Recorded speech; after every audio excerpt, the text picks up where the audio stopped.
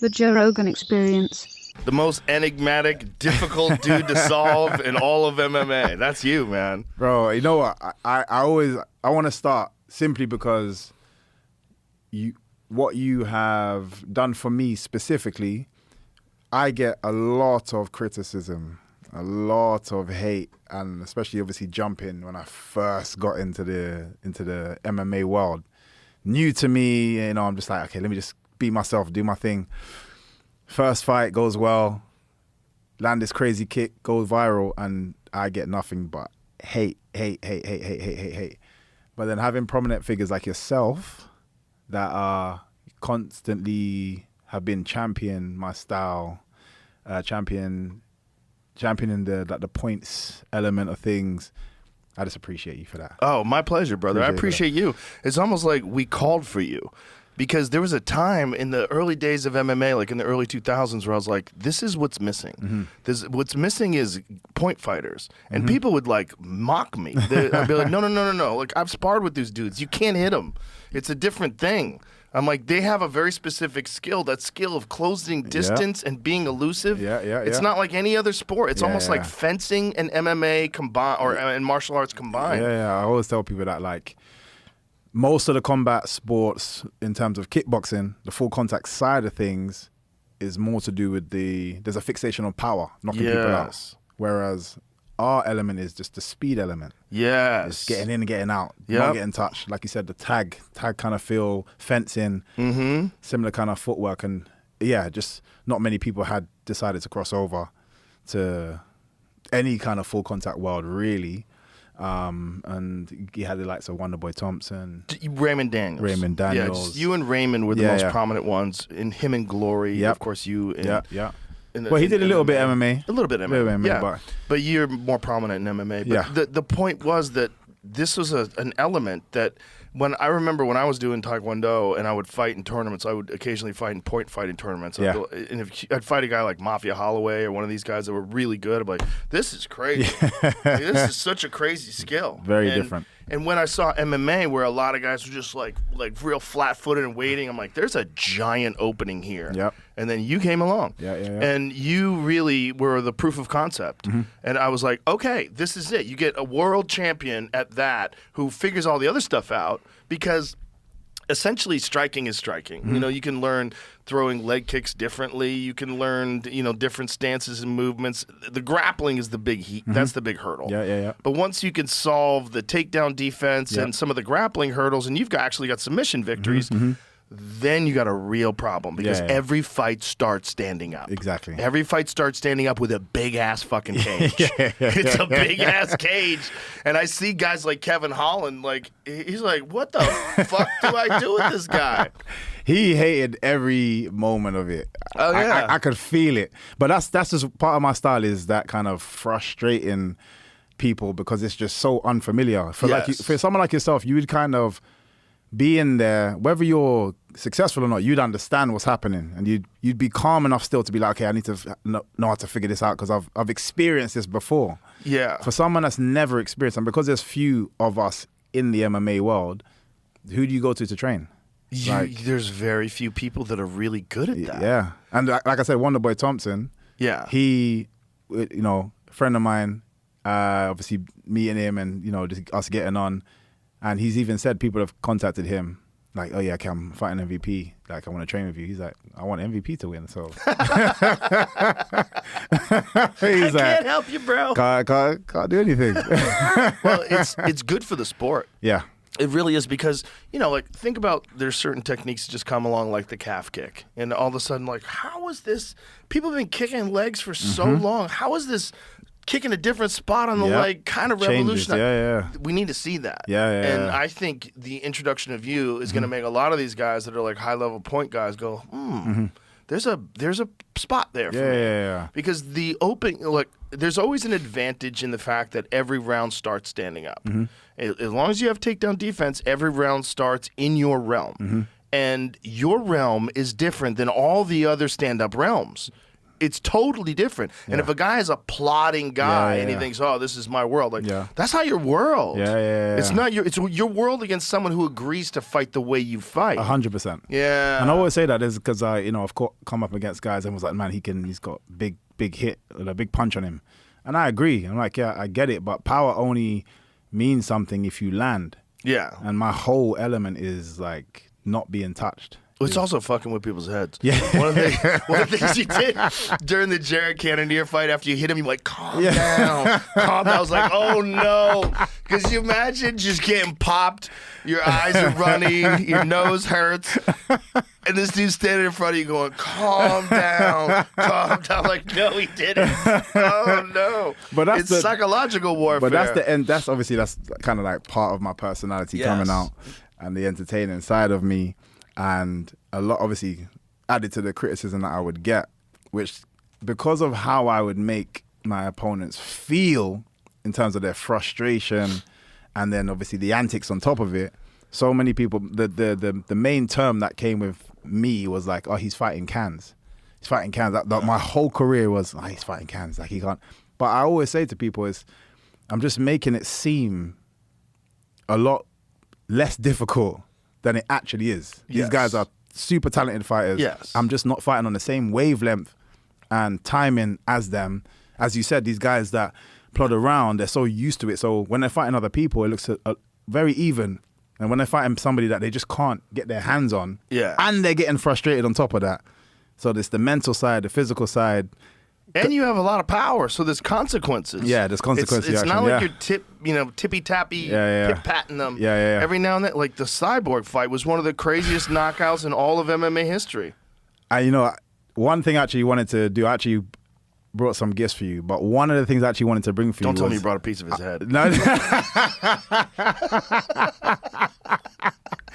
He wouldn't let me have that, so I had to leave it. I actually wanted to. We basically had a Pokeball come. It's a very specific one, and they messed up on delivery. But I'm gonna get it to you in Vegas. Okay. So when we go over to Vegas, I'm just making sure I get that to you because again, it's something that you've spoken about with me, and it's a big part of my history in MMA. Just that Cyborg fight. So Bro, that was the most gruesome injury I've ever seen. I've seen a lot of broken bones. I've never seen someone with a caved-in head. Yeah. The doctors were saying that what we were hearing back from, they said he's only ever seen that in a car accident, never in that's his MMA. head. Yeah, that is so crazy. Yeah. And that was his last fight. And I know after the fight, he was like, "We're gonna fight again." The doctor's like, "Hey." Yeah. Because I think he was. Someone sent me something where he was supposed to fight again, and then I'm not sure what happened there. But yeah, he didn't. It's crazy. He How didn't could you again. fight again after that? What made it? I felt very bad, obviously at the time as well.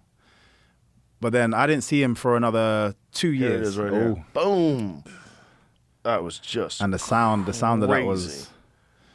It's only when I watched it back. Sound. Give me the sound, Jamie. It's hard to breathe. So just about everything you need in a fight, you lose off the liver shot. It can. Runs into the choke knee, and it's over. It sounds like a baseball bat on a pumpkin. Yeah. You know what I mean? Just whop. Yeah. Oh. Yeah, it was different. The thing is, I didn't know. I keep telling everybody I didn't know what happened because obviously they're like, you celebrated like threw the Pokeball at him afterwards. I did not know. You thought it was just a knockout. Yeah, this like was a regular knockout. And obviously, cause from kicking his legs, I'm assuming maybe I broke his nose or because I can see he's not out, but he's in pain. It must be something like that. It's only the next day that I found out. But yeah, it was a bad one. That was a bad one. Yeah. It was a very bad one. And the thing is, like I said, I met him. I want to say like 2.5 years later down the line. Obviously, this clip's just been going crazy online and so on and so forth. And I felt awkward. I didn't want to. But also, he had come over for another MMA show, but with one of his students. But one of his students was fighting one of my teammates. And at the beginning, my coaches were like, "Oh, do you want to, go and at some point go and see him and say hello?" I was like, "Yeah, please. Like, I'd love to because that's the last time I saw him." The fight happens, and my teammate is known for his leg locks and breaks his student's leg. So I'm like, for fuck's sake. Oh, God. So the officers were like, do you want to go and see him? I was like, oh, yeah, I'd try. I just felt like I needed to. Sure. And I kind of walked into the room. His guy's obviously upset for losing. He's like getting sorted out by the medics, and he's sitting there, just looks at me, and I'm like, hey. What do you say? Like, unlucky. Like, I was just like, hey, he's like, shook my hand. Like, I could just feel the energy wasn't right. It just wasn't the right time, but I didn't know when I would get to see him again. And I haven't again since. So, yeah, I just felt, it's just one of those things. I just felt bad. Yeah. But what do you do? There's nothing. Yeah. What do you do? Guy's got a broken leg. You broke his head. Yeah. It's just like, just what? Stay the fuck away from you and your crew. I mean, at least you're nice about it and friendly. I mean, just, it is what it is. Mm-hmm. That was in the second fight in the UFC. Overwhelmed me. But so the first fight you ever had was when you walked out. That's when I walked out. The first fight you ever had. So that was me against, it was me versus, no, not UFC, me versus Dishman. And I just walked out, and seriously, I just had nothing but fear inside me. And what kind of a athlete was he? What did he do? I'm not sure. He was a kickboxer or something.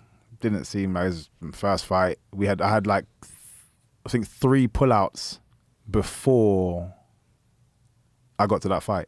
Like probably like the 3 weeks before. Like 3 different people. And at that level, it happens all the time. Yeah. And I had fights online, so my coach was like, are you able to take these down? I'm like, they're randomly filmed from so many random people. Yeah. So like, I wouldn't even know where to begin to find out to try and get them taken down. So if anybody did research, they would see that I had like a 720 kick. So it made sense why people was pulling out. For people that don't understand what that means, that's not a 360 degree kick. This is one of them. This wasn't even the first time I did it. Where is it? Yes. Is it coming up? It'll be after this. A little bit further. Okay, yeah. Wait.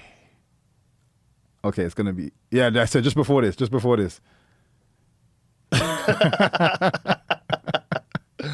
That's crazy. That's such a crazy kick. That dude is sitting there going, how the fuck did he hit me with that? He put his hands on his knees and everything. Like, how the fuck did he pull that off? So I understand why like people would look at that and be like, not yet. Yeah. But this guy stepped in, and like I felt so bad, negative going forward, walking in. But then once I was in there, but yeah, if you see the walkout, this one doesn't have it. But even how I'm even here, I'm super tensed. Like it was only until I started bouncing that it was even a thing. What was the thing that was bothering you the most about doing this? Just my decision. Like, why did I do this? I don't know specifically. Oh, but once you got loose. Once I got in there, I was like, oh, cool. He had an obvious game. Yeah. He was trying to take me down. Yeah. He wasn't strong, so I was like, just push off. Like, I was feeling good. And I think after he felt my strength, he was like, okay, it's kind of stood back. That style's such a problem. It's such a problem. I'm watching you move here, and I'm thinking, like, what do you do? Oh, you can't do anything. You can't do anything because he's so far away from you, and you like that when you try to close a distance on him, or when he tries to close a distance on you, and he just can't. He just can't get close. Like, look at that. That's just nuts. That's a terrible puzzle to try to solve in real life. Wow, look at that dive. That's pretty good, though. You got a hold of your ankle. Yeah. I mean, that shows you how much you wanted that takedown. Yep. Until this happens. Oh, boy. The best part is just the standing there. That's amazing. Look at this. Is amazing. That's amazing. That's the best not walk-off KO ever, right? That's a standoff KO. Like, you realize, that's crazy. You didn't even look at him. That's amazing. It's funny when people ask me, like, why did you stand there? Like, what if he came back? I was like, I landed the kick and I stood still and I was thinking he might come back so I could spin the other way and land another kick. That was the game. And then when the referee stepped in, I was like, perfect. Yeah. This looks good. This looks good. It did look good. It looks. But that's the thing. I went. Okay, that's where I remember I was going. I went crazy viral for that. Everyone's like, "Who's this guy?" Like, Yeah. And I was like, because of the relief that I had, because of how tense I was like, oh my God, like that was for me ticking the box that I can actually do this. I can actually make a career of this because I wasn't sure.